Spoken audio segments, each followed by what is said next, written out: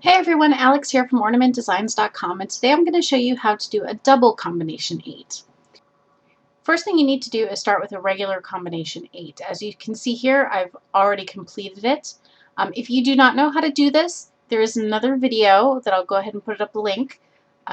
It's called True Combination 8, and that'll teach you how to do this. So the best way to show you this is to give you an illustration here. This I printed out from tamarikai.com, and it's a diagram of what your ball looks like from the top, or the North Pole, or from the South Pole.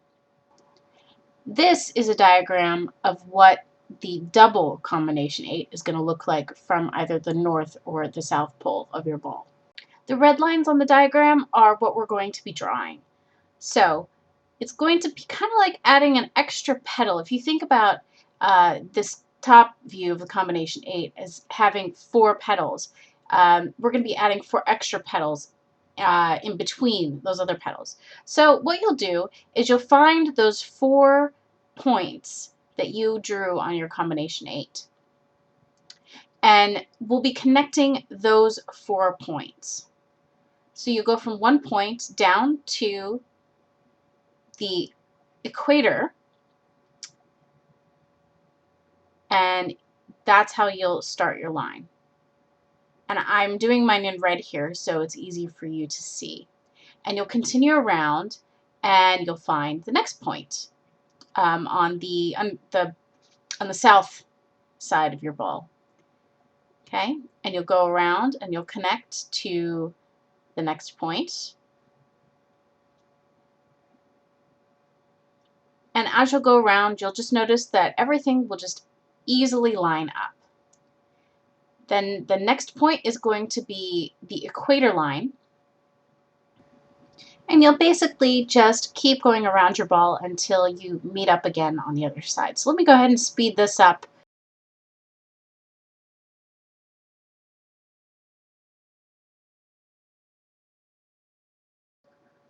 All right, so now we've drawn our first line. We're going to go ahead and get started on our second line. And it'll be going in the opposite direction, crossing over that first line you just drew. And you'll connect that point there with the equator, just like you did before, around to the other side, to the next point. Okay, and on around. And you'll just keep continuing around just like you did before.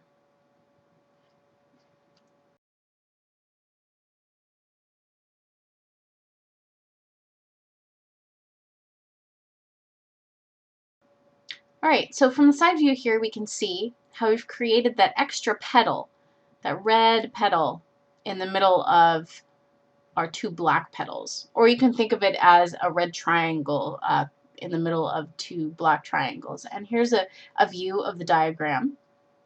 So now we're going to start on the next 2 sets of lines. You can go ahead and turn your ball 90 degrees. And I'm going to start here from the equator point. So you can see some people may feel it's easier to use your equator point as a starting point instead of one of those north-south points. Anyway, you're just going to do the same as you did before, connecting the dots.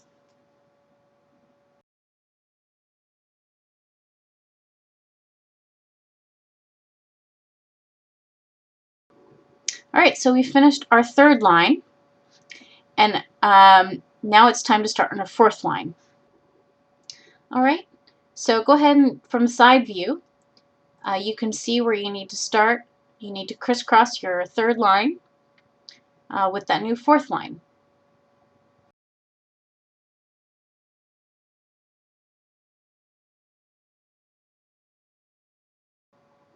Alright, so now you're done. Let's go ahead and take a side view look here. You can see the alternating colors of petals or triangles. Alright, let's take a look at it compared to our diagram that we started out with. There's a red petal, and there's a red petal. There's a black petal in your diagram, and there's a black petal on your ball.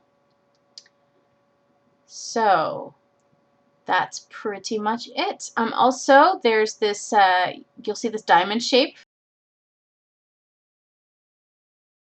And when you set your ball on a pole and you look down at either the north or the south, you'll see that same diamond shape there in the center. If you would like to see written directions on this, please go to tamarikai.com. And thank you all so much for watching. Bye-bye.